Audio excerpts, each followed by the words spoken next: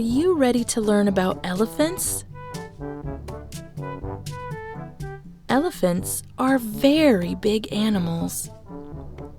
They are the heaviest animals in the world that live on land. They are big and gray, with big flappy ears and a long, long trunk. Elephants can use their trunks to pick things up. They can use trunks to throw dirt and water on themselves to help cool down.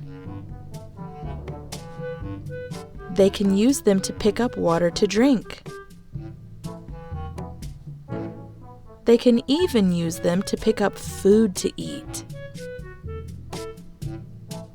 Elephants eat plants, a lot of plants. Elephants eat so much that they spend almost all day eating. Elephants live in families called herds. All the members of the herd work together to take care of the elephant babies. Come on, little one. Some elephants live in Africa, and some elephants live in Asia. African elephants and Asian elephants look a little different. If you want to see some elephants, try visiting a zoo near you. Goodbye, elephants.